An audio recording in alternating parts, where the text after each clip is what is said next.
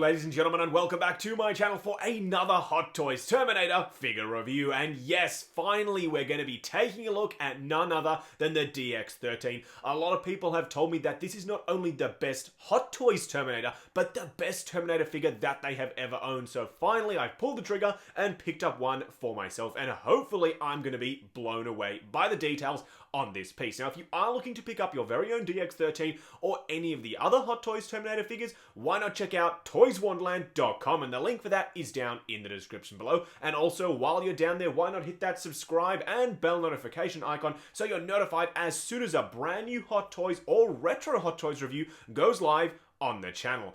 Either way, what we're going to do now is get all of the DX13's accessories out here and take a look at everything he comes with. And here we have all of the DX13's accessories. Now, as you can see, he comes with a fair amount of stuff, as of course he should, being a DX release. Now, let's take a look at the display base first. As you can see, Terminator 2 T-800 DX. Now, you can see that it has a nice level of weathering over the top, just like in the steel mill foundry at the end of the movie, and the lights do still work. So it's got two lights at the front, and you can angle them towards the figure. They're a little bit movable. They're like little ball joints. Then you can illuminate the figure in your display. I really do appreciate these DX style display bases. I would have liked if he'd come with an optional sort of oval style one that was a little bit smaller as well, but I'm not complaining. This piece is still totally awesome. Now, he does come with a second look, and you will see that towards the end of the video, but this is the second battle damage, or even more battle damage jacket, I should say, because the figure itself is already battle damaged, but you can see bullet holes throughout. He's got little tears on the sleeve there. It looks totally awesome, and the good thing is, even though this was a used figure, this wasn't even opened out of the box. It was still completely sealed exactly as it would be. You can see it wants to sort of fold up naturally because it's been sitting in the box since 2013. That is totally crazy. Now, let's take a look at some of the weapons. This is his sort of M79 style grenade launcher. As you can see, it looks exactly the same as what we've seen previously, except with a little bit of battle damage towards the end where it looks like the wood has been sort of crunched down.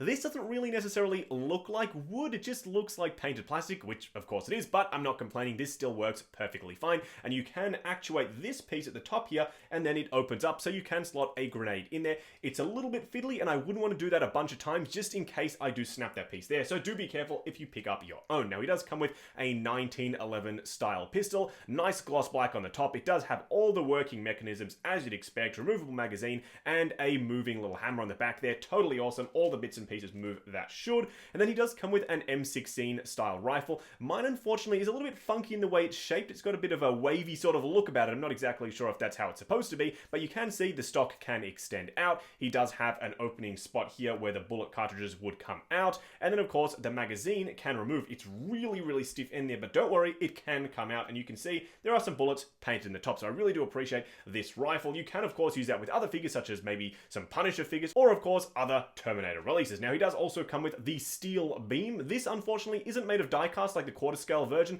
This is just plastic. Still, it gets the job done perfectly fine. Now, let's take a look at the secondary head sculpt. This one is the more battle damaged of the two. The original one is still pretty done battle damage, but as you can see, the entire side of the face has been torn off. It looks amazing. It looks gory. It's totally awesome. And when you remove the back plate, it does have a spot for batteries to light up the eye. Unfortunately, mine are long since dead. This was released in 2013. The batteries don't work anymore. I'll pop some in, and you might see that in the upcoming collection tour series. But as you can see, this looks totally fantastic. Now, he also does come with his battle damaged arm. Even though this isn't a metal piece like the quarter scale version, I do prefer the way this looks. It looks more torn up. It looks more weathered, and you can see that it looks like the metal has been stained with blood, which looks absolutely fantastic. You can see a really nice chrome effect on the underside there. This is awesome, and I'm probably going to display it with this in my collection. Now, let's take a look at one of the hands, and of course it has to be one of the most iconic ones, being the thumbs up. As you can see, a lot of battle damage, a lot of endoskeleton showing through, torn away flesh. This looks amazing. Now, this is the final accessory piece,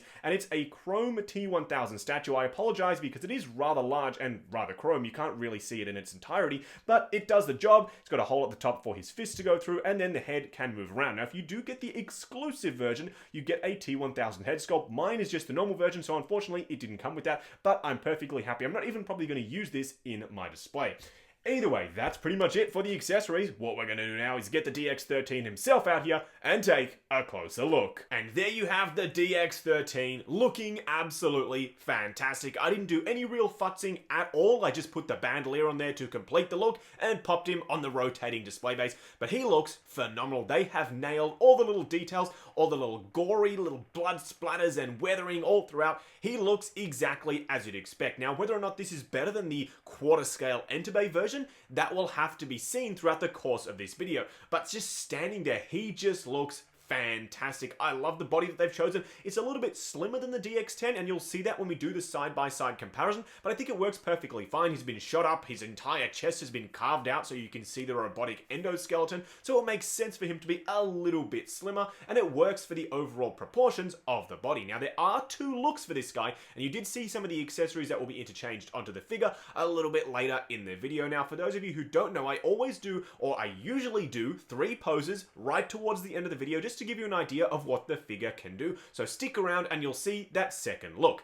Either way, what we're going to do now is punch in and take a closer look at that head sculpt. And here we have the DX13 up close and personal, and might I just say, this looks fantastic. In my opinion, the best Arnold Schwarzenegger likeness that we've gotten in any scale. This looks so darn good. Better than the DX10 and better than the T1 figures, at least for me. It's absolutely amazing. Now, you can see there are bullet holes all the way down to the neck. The entire body is battle damaged. Even the strap where the grenades are, that is battle damaged too. They have taken the detail to the nth degree. Even on the back, you can see bullet holes with a slight bit of wetness, so it looks like blood has been trickling out, and I love that. That looks fantastic. Now let's take a look at the hole in the center of the chest there. You can see the skin has been torn away. You can see the endoskeleton underneath. The blood paintwork looks really realistic and very darn gory. It looks kind of like a movie prosthetic, and that's technically exactly what it was. So it nails the look perfectly. Now, unfortunately on mine, the belt is showing its signs of age. You can see the leather is deteriorating something rapid, and I don't know how to stop it. So unfortunately, it's just going to have to go along with the battle damage look of the entire figure. The belt, I guess, has deteriorated over time as well, and then obviously that can tie in with the overall look of the piece. But for the most part, the jacket looks pretty tame in terms of battle damage, just bullet holes, no huge gashes, until of course we switch it out for that one with the entire sleeve missing. But overall, I love the way this piece looks. It looks fantastic, exactly like it should from the movie. Panning the camera down to give you a closer look at the rest of the outfit. I am so used to saying there's not too much going on down here or something like that, but in this instance there is. Look at that exposed endoskeleton joint. It looks amazing. It's metallic, it's shiny, it's got blood all throughout, it's got gore all around the edges. I'm almost prepared to say this looks better than the quarter scale Entebbe version, and that's bigger and it came out around the same time, but it just goes to show Hot Toys is not a company to be trifled with when it comes to getting details like this bang on, because it looks totally fantastic. It looks gross as well, which is one of the key requirements when it comes to having flesh torn away. They have nailed it. This looks really darn good. Now take a look at the boots. It does just have regular black style boots, except there's a really light sort of dusting or weathering over the top, so it looks like he's been running around and he's been running through the steel mill. And that goes for the pants as well, a really light dusting all throughout the entire outfit, which I appreciate. It makes it look worn in, which of course it's supposed to be,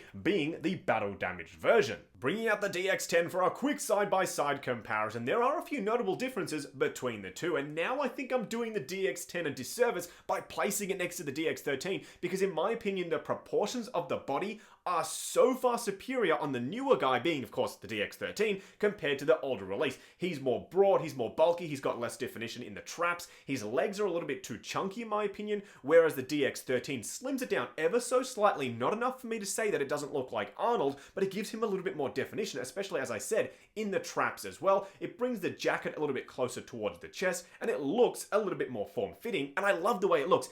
It does, as I said, a little bit of a disservice putting it right next to the DX10, so when I have them on the shelf, I might have to spread them apart a little bit, because when it's not standing side by side with the DX13, the DX10 looks perfectly awesome. Just wrapping up on the DX13. Now, do I think this figure is worth all the hype? Absolutely, he is fantastic. He's worth all of the praises that everyone has been singing. Thank goodness I came to my senses, went out and found one, because this guy is going to be taking pride of place center stage in my T2 display, and I do have a T1000 coming, the full motorcycle cop variant, so don't worry, you will see a review on that very, very soon. But for now, I'm so thankful that everyone convinced me to pick up this guy, because yes, he is just that damn good. Now, while there are a few misses with the belt deteriorating, you can't really fault them too much with that. It came out in 2013. I'm sure I can find an alternative belt that will work perfectly fine and not disintegrate over time, but then again, it is battle damage, so I guess it kind of works for the aesthetic. Either way, as an overall piece, I absolutely recommend it. This thing is fantastic. If you are looking to pick up your very own DX13, check the links down in the description below to head over to toyswonderland.com and you can place an order for either this figure or any of the other Terminator Hot Toys figures on the website. Also check out 6 Scale Network, the brand new awesome Facebook group. Come along, chat figures, share photos of your collection, and participate in giveaways, with one going on right now for the Diecast Mark 7. Also check out Justin and Steph, our brand new second channel for behind the scenes videos, vlogs, collection tours, and a hell of a lot more good stuff. Link is down below. Like, comment, and subscribe, and we'll catch you in the next video.